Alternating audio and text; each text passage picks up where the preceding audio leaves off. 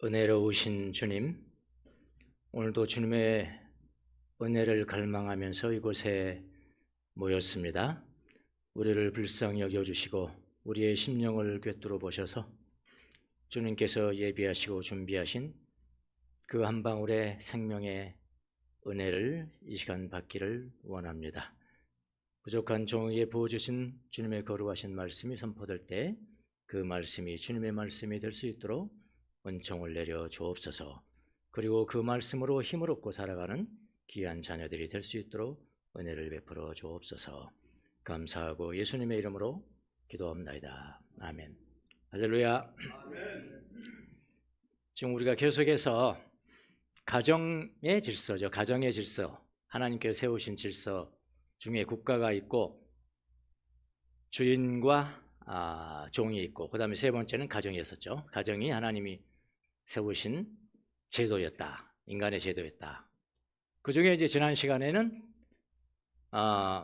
아내의 의무 첫 번째가 뭐였죠? 의무라고 하니까 너무 부담감 갖지 마시고요.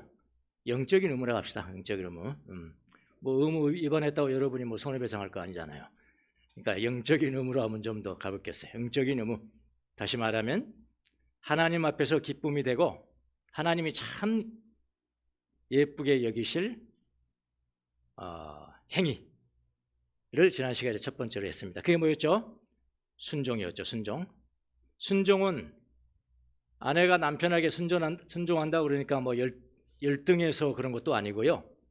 남편이 우등해서 그런 것도 아니라고 그랬습니다.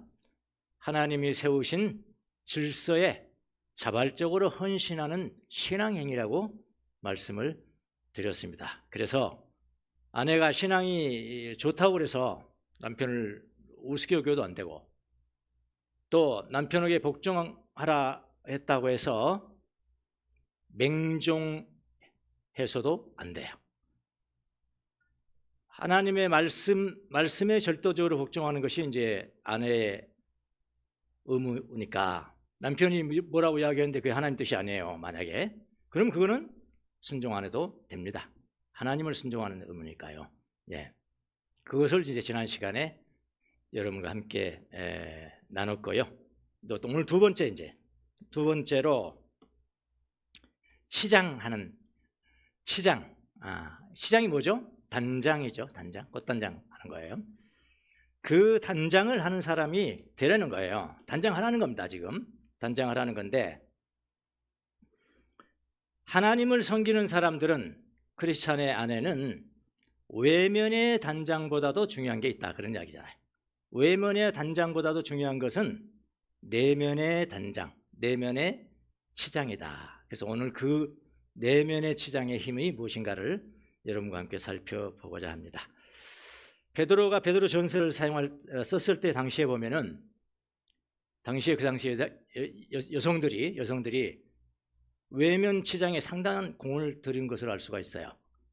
뭐 예나 지금이나 뭐 달라지겠습니까? 마찬가지죠. 똑같겠죠. 여성들이 뭐라고 썼냐면은 세 가지를 단장을 하는데, 머리에 꾸미는 것도 있다. 머리에 꾸미는 것, 더 원어에 가깝게 한다면은 머리를 닦는 겁니다. 따가지고 가능한 높이 올리는, 그 당시에 로마 시대 때니까 높이 올린, 그렇게 이제 그 머리를 단장했다고 합니다. 그 단장만 하더라도 몇 시간이 걸렸다고 그래요. 근데 시간 걸리는 건 지금도 마찬가지죠. 예, 그 정도 걸리잖아요. 예, 이게 이제 머리 단장을 했고, 두 번째는 뭐냐면 금으로 치장했다. 그랬어요. 금으로. 원어에 좀 가까이 번역하면은 장신구를 둘렀다 그랬습니다. 장신구를 둘렀어요. 금목걸이, 귀걸이, 뭐 팔찌, 반지 등 부와 신분을 드러내는 것이죠. 그것도요. 그 다음에 세 번째는 뭐냐면은 옷으로 치장을 했다 그랬어요. 오늘 가까이 하면 화려한 옷을 입었다. 값비싼 염료, 비단, 자수, 장식을 한 옷을 입었다. 그러니까 이건 뭐냐면은 사회적인 지위를 나타냅니다. 사회적인 지위. 내가 이 정도 사람이야. 그럼 여성이 이제 외적인 치장을 가지고 드러내는 거예요. 그러나 베드로가 이야기를 썼지만은, 그러나 베드로는 외적으로 지금 아름답게 꾸미는 거 자체를 금지하려는 것이 아니니까 안심하시기 바랍니다. 이걸 완전히 금지하는 것이 아닙니다. 성경 잘못 해석하면은 머리 단장하지 말라고 그러니까 미장원 가지 말 것. 그 다음에 뭐 금으로 장식하지 말라니까 반지 끼지 말 것. 세 번째는 옷 치장하지 말라고 그러니까 명품은 절대로 입지 말 것. 그렇게 오해하면은 곤란해집니다. 지금 그런 것이 문제가 아니에요. 문제는 뭐냐면은 여인들이 단장하는 것이 죄가 아니라 문제는 여인들의 아내의 진정한 아름다움이 외적인 치장에만 있다고 생각하는 건 자체를 지금 베드로가 지적을 하는 것입니다. 외적인 아름다움이라는 것은 너무나 일시적인 것이다. 영원하지가 않다. 그러나 온유함이라든지 그 여인이 온유해요. 온유함이라든지 그 다음에 고요해요. 그걸 정숙이라고 표현했어요. 정숙한 여인이야. 그건 뭡니까? 고요한 여인이다.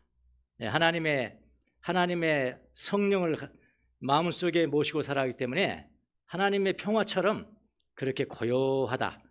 그 사람을 만나면은 그런 정숙한 여인을 만나면은 저 사람은 뭔가 하늘과 이게 맞닿아 있는 것 같아. 다른 사람이 보더라도 그 사람을 만나서 대화를 하다 보면은 그 사람이 이렇게 맞닿아 있는 것 같아. 말을 많이 안 하지만 어떤 사람은 말을 많이 해도 안 맞닿아 있는 것 같고 어떤 사람은 말을 안 해도 그냥 맞닿아 있는 같은 그런 사람이 되라. 이게 이제 내적인 단장의 힘이라고 이야기를 하고 있는 것입니다. 그러니까 하나님을 경외하는 인격이라든지 하나님을 두려워하는 이런 것은 이제 내면의 치장인데 내면의 치장이야말로 하나님 앞에서 가장 귀한 아름다움이다. 오늘 전체의 그 주제예요. 이걸 준비하라. 여러분 외모가 경쟁력이죠. 외모 경쟁력입니다. 경쟁력이 되는 현상은 그때나 지금이나 똑같아요. 지금도 경쟁력입니다. 베드로 시대에도 그랬고요. 오늘날에는 더욱더 강화됐다고 볼 수가 있죠. 성경은 외모의 가치를 부정하지 않습니다. 직접적으로 부정하지 않아요. 오히려 성경은 뭐라고 그러냐면 경쟁력의 기준을 바꿔라. 너의 경쟁력이 무엇인지를 기준을 바꿔라. 그것을 지금 말씀을 하고 있는 것입니다. 자, 그러면 내면 치장의 아름다움이 무엇인가를 한번 살펴보겠습니다. 이 아름다움은요, 겉으로 보이지 않는 거예요. 겉으로 보이지 않는 힘이에요. 겉으로 드러나는 그런 힘이 아니고 내면으로 숨겨진 힘이에요. 3절부터 5절까지 한번 보겠습니다. 자, 여러분은 머리를 치장하거나 금붙이를 달거나 옷을 차려입거나 하는 겉치장으로 하지 말고, 맞아, 이걸 좀 이제 강하게 이렇게 번역을 했어요. 오늘 한번 살펴보겠습니다. 이거 하니까 예수님을 잘 믿는 그리스도인들은 위장감은 안 되고 이렇게 이해하면 곤란해져요. 제가 증명을 하겠습니다. 그 다음에 썩지 않는 온유하고 정숙한 마음으로, 그 다음에 이게 뭐냐면은 속사람을 단장하도록 하십시오. 우리의 겉사람이 있고 이거는 겉사람 단장하는 거죠. 근데 사람 더 중요한 것은 속사람이라는 거예요. 속사람, 속에 숨겨진 사람, 그렇게 표현했어요. 속사람을 단장하도록 하십시오. 왜냐하면 이것이 바로 하나님께서 보시기에는 값진 것입니다. 하나님 보세요. 뭐가요? 내면의 단장이 값진 것입니다.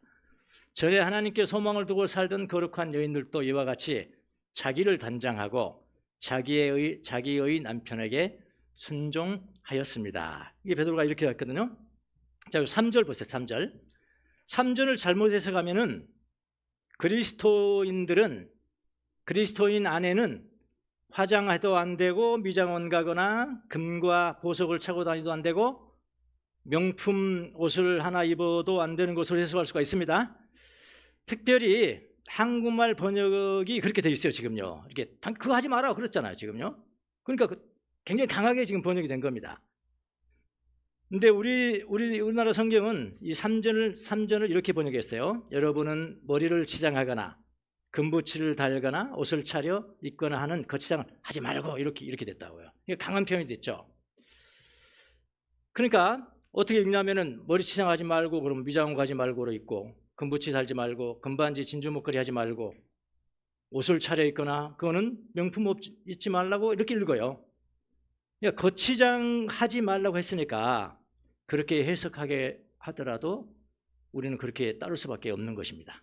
그래서 원어는 이 부분을 뭐라고 했을까? 그래서 제가 오늘 찾아봤어요. 이렇게 됐다. 나도 모르겠어요. 뭔지. 뭐라고 그러고 뭐라고 아는 게 하나도 없어요. 아는 뭐라고 하는데 제일 마지막에 아는 거 하나 나왔어. 하나. 이거 나왔어. 이거. 이게 뭐냐? 코스모스예요. 코스모스 아시죠? 코스모스. 거기도 코스모스죠. 예, 코스모스. 우주란 뜻이잖아요. 또 우주란 뜻도 있지만 이거는 질서예요. 질서. 단장하고 질서 잡히면 아름답게 되죠. 그게 아름다움이에요. 아름다움, 단장, 배열이 잘된. 그래서 화장품을 영어로 뭐라고 그래요? 코스메틱. 그 코스모스에서 나온 거예요. 이 화장은 뭐라요? 질서 잡는 거예요. 질서 잡는 거라니까요. 길이 이쪽으로 나면 이쪽으로 나면 안 되지. 이쪽으로 하고.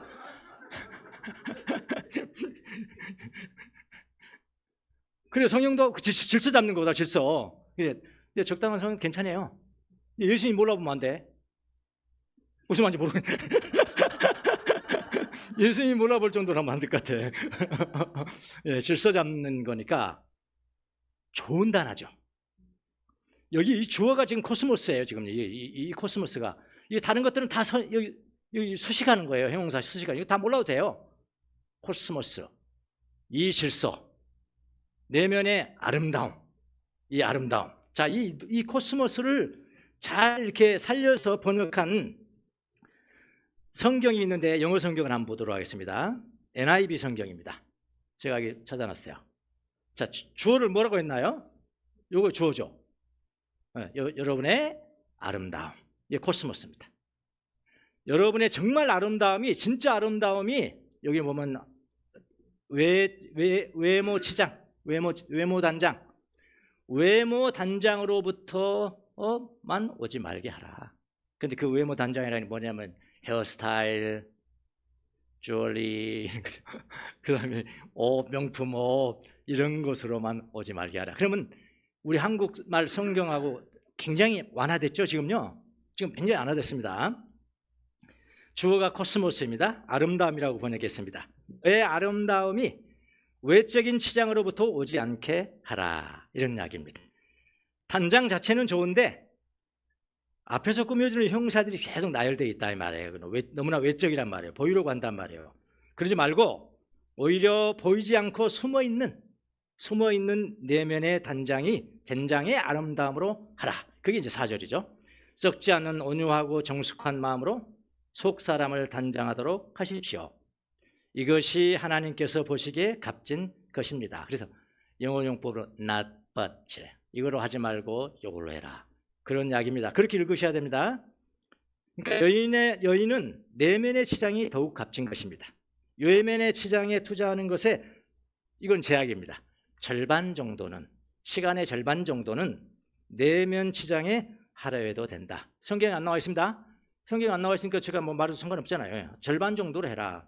더 열심히 하면 그러면 내가 4분의 1 외장하고 4분의 3은 내장 치장하지. 그렇게 받고 상관없으면 누가 들어갈 겁니까? 그렇잖아요. 지금은 여러분이 외모를 치장하는 데 드리는 시간의 절반이라도 내면 치장하는 데 드리면 좋겠습니다. 이런 가르침이 쉽게 말하면은 그러니까 내면 치장만 막 너무 열심히 해야 된다고 하니까 이상한 모습으로 교회 다니시면 안 된다 그런 말씀입니다. 제 말씀은요. 그러나 우리는 거치장을 잘하라는 의무를 성경적으로 부여받지는 않았어요. 너희 이거 같이 제가 지금 이야기를 했을 뿐이지 그거 뭐 100% 하지 말라는 뜻은 아니라는 것을 이야기했을 뿐이지 그러나 그것을 의무로 하라? 거치장을 잘하라는 의무단 말이야. 의무로 부여하지는 않았단 말이에요. 그럼 뭐를 의무로 받았습니까? 내면의 치장. 내면의 치장하라는 것을 의무로 받았다 그런 이야기예요. 내면의 치장은 뭐냐면 썩지 않고 온유하고 정숙한 인격이라고 그랬는데 그런 건 어떤 것일까요? 정확하게 해보면 썩지 않는 온유하고 고요한 심령 푸니마토스죠. 심령 안에 있는 숨겨진 마음의 사랑 그랬어요. 좀 어렵게 됐는데요. 뒤에 부분이 뭐냐면 숨겨진 마음의 사람. 마음 속에 있는 사람이니까 사람은 사람인데 보여요, 안 보여요? 안 보이죠. 예, 그 사람의 인격이에요. 그 인격을 잘 치장을 해라. 그건 아무나 볼 수 없다. 예수님 알아볼 거야. 그러니까 그런 이야기죠. 예수님 알아보니까 그 내면의 사람을 잘 단장을 해라. 그러니까 우리 성경은 뭐라고 그러냐면은 속사람 또는 마음에 숨은 사람 이렇게 표현했습니다. 내면의 사람이 있어요. 여러분도 인정하실 거예요. 근데 그 내면의 사람이, 여러분의 내면의 사람이 지금은 뻘거벗었는지 단장했는지 그건 잘 몰라요. 아무도 모릅니다. 일평생 우리가 단장하고 살아야 된다는 베드로의 가르침입니다. 자, 썩지 않는 것이라는 것은 뭐냐면은 썩거나 도둑맞을 수 있는 세상의 보물과는 달리 결코 없어지지 않는 영적인 가치를 말하는 겁니다. 썩지 않는 것은. 그 다음에 온유한 뜻은 무엇일까? 온유하다. 그냥 편한 성격이다 뭐 그런 것보다도요, 온유함이란 뜻은 뭐냐면 힘이 있어요. 뭐든지 할 수 있습니다. 내가 화낼 수도 있고요, 내가 화낼 이유가 나 정당한 이유가 있어. 나한테 그거 할 수 있어요. 내가 화낼 수 있고 뭐 어떻게 할 수도 있고 뭐 그런 힘이 있지만은 그 힘이 자기의 뜻에 따라서 나오는 것이 아니라 하나님에 의해서 컨트롤된 삶, 제어되는 상태, 그것이 곧 예수님의 성품입니다. 온유함, 이게 힘이라는 거예요. 그 다음에 정숙한이라는 거, 정숙하다. 정숙한이라는 것은 고요하다라는 뜻입니다. 헬라어로는 헤스키아로 들어봤죠? 헤스키아. 이것은 하나님 안에서 깊이 안정된 조용한 영혼입니다. 말이 없는 조용한 영혼. 사막의 교부들이나 동방교회에서 최고의 덕으로 여겼던 것이 뭐냐면은 헤스키야의 영성이라고 했어요. 고요한 영성. 이거 우리 이미 배웠습니다. 영성 훈련 시간에. 뭐라고 하냐면 8가지 악한 생각을 극복한 사람. 8가지 악한 생각을 극복한 사람에게 찾아오는 덕이 뭐냐면은 헤스키야예요. 고요함입니다. 만나면 고요의 평화예요. 그냥. 그것이 정숙한이라는 뜻이에요. 여러분, 멋진 헤어스타일 변합니다. 소멸됩니다. 금도 소멸됩니다. 금이 소멸되든 내가 죽으면 금도 소멸되는 거죠. 옷도 소멸됩니다. 이게 뭘 상징할까? 제가 한번 생각해 봤어요. 헤어스타일, 머리니까 지식인가? 해도 되겠다. 지식도 변한다. 다. 금은 물질이겠죠. 물질도 변한다. 소멸된다. 옷은 신분과 지위죠. 이 세상에 내가 무슨 신분을 가졌느냐, 어떤 지위를 가졌었느냐, 그것도 소멸됩니다. 오직 영원한 것은 썩지 않는 온유하고 고요한 예수님의 성품, 예수님의 성품으로 무장한 마음의 인격입니다. 그건 언제 나타나느냐? 죽음은 극명하게 드러납니다. 제가 한 유튜브를 봤는데요, 과학자 같습니다. 유명한 과학자가 의사인데, 전 세계 이제 과학자들, 의사를 비롯해서 과학자들이 모여가지고 뭐를 연구했냐면은 죽음에 대해서 연구했습니다. 여러분들이 경험한 그런 죽음은 과학적으로 어떻게 정의할 수 있습니까? 죽음을 연구했더니 뭐라고 했냐면 한 몇 가지 선언문을 썼는데, 뭐라고 썼냐면은 과학자들이 육체는 죽는다. 그랬어요. 육체는 사라진다. 그런데 의식이 있잖아요. 의식한다는 거. 의식한다는 건 사람이라는 거잖아요. 의식은 남는다. 그들의 용어로 쓴 겁니다. 과학자들의 용어로. 죽으면은 이 지식도 사라지고 물질도 사라지고 지위와 모든 신분이 사라지지만은 그런 남는 거 있다. 그게 내면의 사람이다. 그런 겁니다. 그걸 부유하게 있으면 그걸 그대로 가지고 이제 예수님 만나는 거죠. 그렇게 한다는 겁니다. 자, 그러면 이런 내면의 치장은 어떻게 만들어질까요? 내면의 치장은 어떻게 만들어질까요? 그것은 하나님 앞에서 만들어지는 거예요. 외면의 치장은 어디서 만들어질까요? 거울 앞에서 만들어지는 거예요. 네. 내면의 치장은 누구 앞에서? 하나님 앞에서 만들어진다. 성경도 그랬잖아요.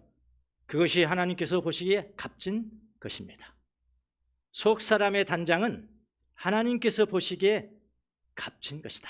하나님 앞에서 묵상하는 능력, 기도하는 능력, 침묵하는 능력, 침묵을 통해서 내면이 변화되고, 그리고 또 이 베드로 전서에서 가장 자주 강조하는 게 뭐였습니까? 고난이 있어요. 고난을 통해서 내면이 변화가 된다. 그래서 베드로 전서는요, 고난의 성경이에요. 자, 이미 우리가 다 봤죠. 뭐 억울한 고난이든 선을 행하다 하는 고난이든 하나님을 생각함으로 참으면은 그건 뭐라고요? 아름다운 일이라고 했죠. 그 아름다운 분이면 내면의 치장이라고요. 예. 제가 고난 이야기가 나오니까 생각나는 이야기가 하나 있어요. 물론 사막의 수도사들 중에 이야기입니다. 아주 탁월한 수도사가 있었는데 모든 사람들이 그를 따릅니다. 모든 수도사들이. 그리고 원장님은 이제 연세가 돼서 금방 이제 은퇴를 해야 되거나 돌아가실 때가 됐는데, 아직 살아 계시는데 다른 수도사들 와가지고 당신이 원장님 돌아가시면 당신이 우리의 지도자가 된다고 약속하세요, 약속하세요. 그러니까 처음에는 안 돼. 지금 원장님 살아있는데 무슨 이야기 하는 거야, 무슨 이야기 하는 거야. 매일매일 찾아오는 거예요. 약속해, 약속만 해, 약속만 해요. 그래가지고 또 밀려서 말이죠. 그래, 알았어. 이렇게 이 마디 한마디 했어요. 그래, 알았어. 그런데 그것이 허영심의 발로였다는 것이 이제 드러나가지고 징계를 받게 돼요. 무슨 징계를 받냐면 하여튼 어려운 고난을 이런 고난 저런 고난을 몇 번씩 돌아가면서 하는 거예요. 몇 달씩. 근데 너무 이제 낙심하고 있으니까 하나님께서 아마 천사들을 보내. 이거 이야기입니다. 이야기는 들려오는 이야기 지금 뭐 전설 따라 삼천리 아니에요. 진짜예요. 그런 거. 두 천사를 보내요. 그리고 낙심하게 저기 앉아 있는 사람이 들을 수 있는 거리에서 두 천사가 대화를 해. 대화를 하면 그 사람은 지금 보고 있어요. 사람으로 변장했으니까. 근데 천사인지는 아직 모르죠. 두 천사가 이야기를 합니다. 한 천사가 이야기를 시작하는데, 한 농부가 있었는데 사람들이 이 농부하고 1년 동안을 산 사람이 한 사람도 없는 거예요. 왜냐하면 농부가 너무 엄하게 일을 시키고 까다롭게 일을 시키기 때문에 절대로 사람들이 이해할 수가 없어요. 그러니까 1년을 채우지 못하고 다 그만두는 거예요. 그런데 한 청년이 와서 제가 그분 밑에 가서 일해 보겠습니다. 나는 마음을 단단히 먹었습니다. 내가 1년은 내가 충분히 할 수 있을 것 같습니다. 그래가지고 농부한테 갑니다. 제가 1년 한번 일해 보겠습니다. 그럼 일 한번 해봐라. 그래서 일이 시작됐어요. 시작됐는데 처음에는 자, 밭에 나갑시다. 밭에 가서 이제 물을 대야 됩니다. 수차로 물을 대야 되는데 농부가 그렇게 이야기합니다. 이거는 우리는 낮에 일하지 않습니다. 낮에 일하지 않고 오직 밤에만 물을 댑니다. 그러는 거예요? 뭐 자기 생각 완전히 다르잖아요. 저희도 낮에 일해야지 밤중에 잠 안 자고 가서 일한다는 거예요. 여러분, 내 뜻이 이루어지지 않는 것이 뭐냐면 고난이 시작되는 거죠. 그게 고난이잖아요. 내 뜻 이루어지면 고난 아니죠. 내 뜻하고 그분의 농부의 뜻하고 다르거든요. 그런데 한마디도 않고 지혜로우신 결정이십니다. 농부한테 그렇게 해요. 지혜로운 결정이십니다.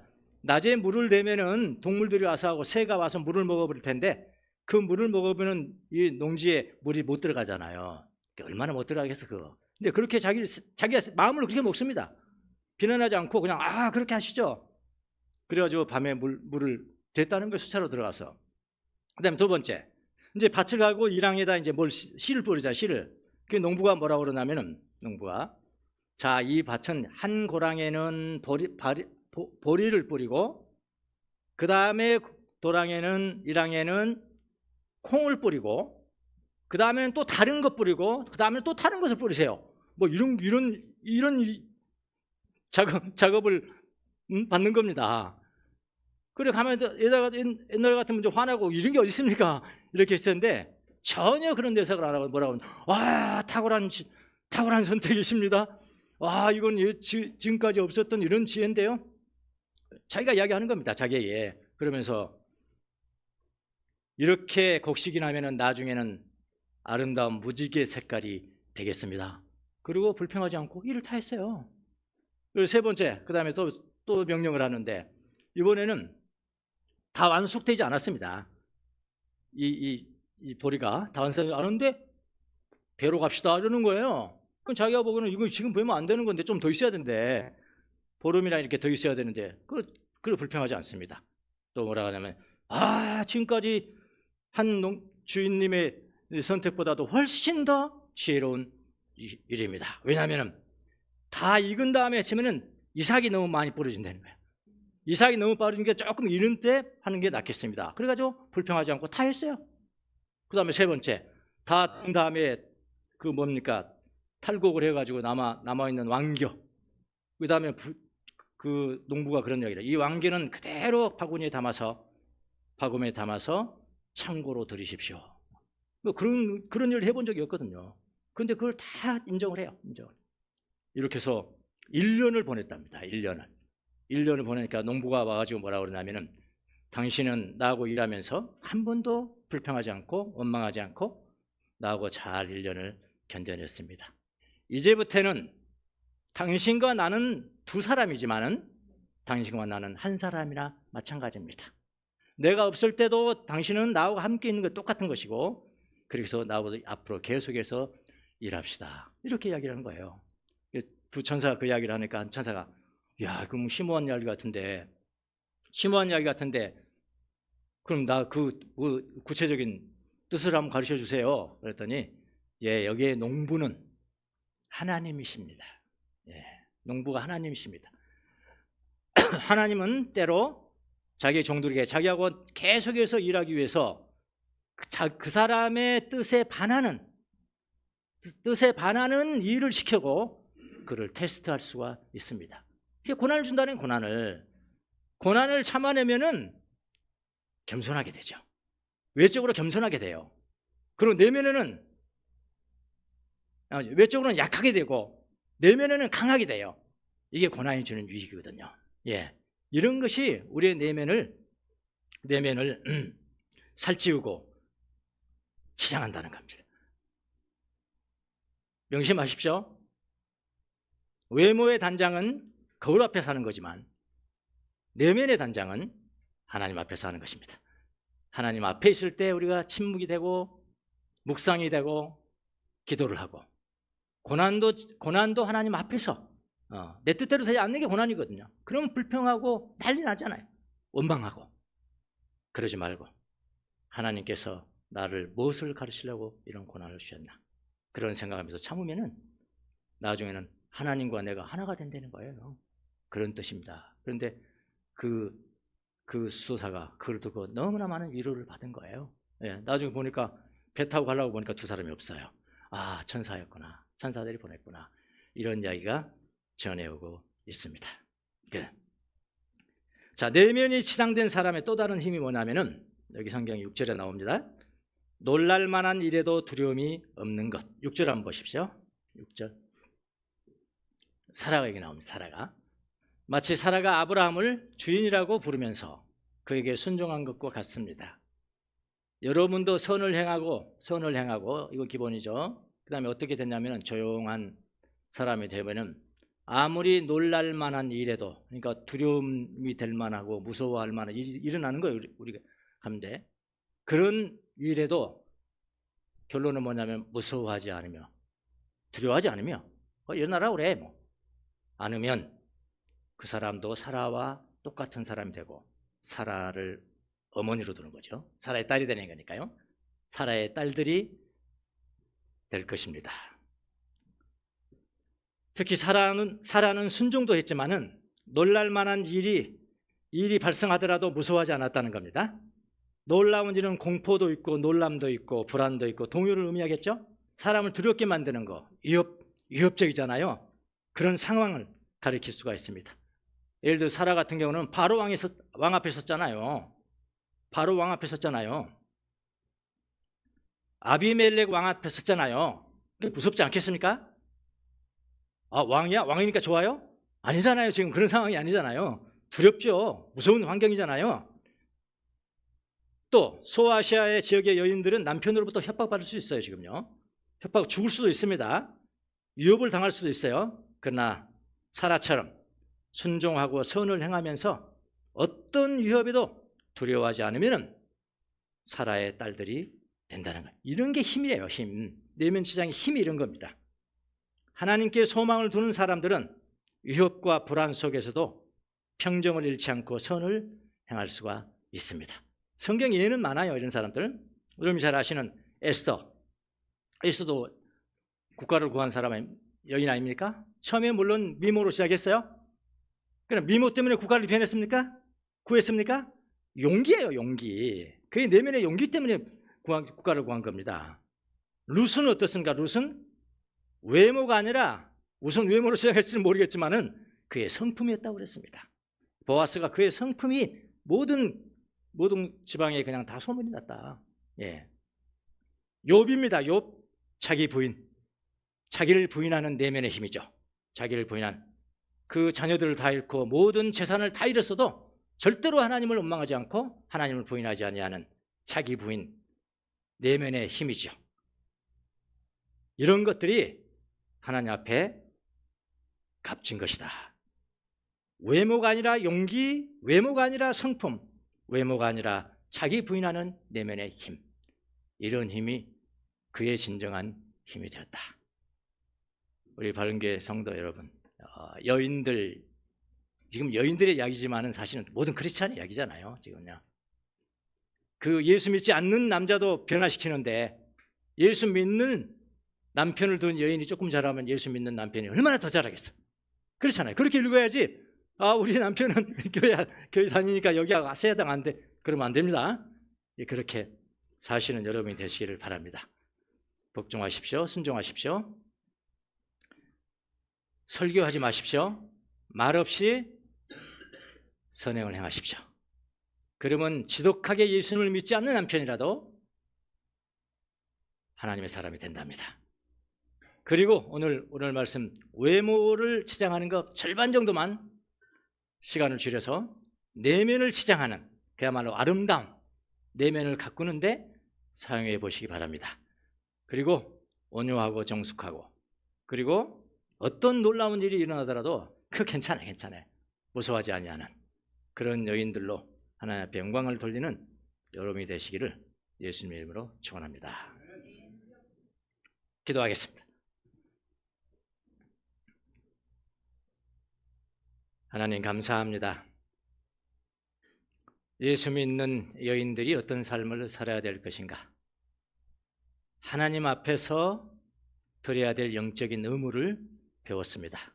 순종하고 복종하며 말없이 선행을 행하는 내면적 치장을 잘하는 내면의 사람, 그런 힘을 가진 그런 그리스도인들이 다 될 수 있도록 은총을 내려 주시옵소서.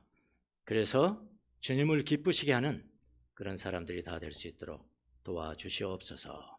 감사하고 예수님의 이름으로 기도합나이다. 아멘.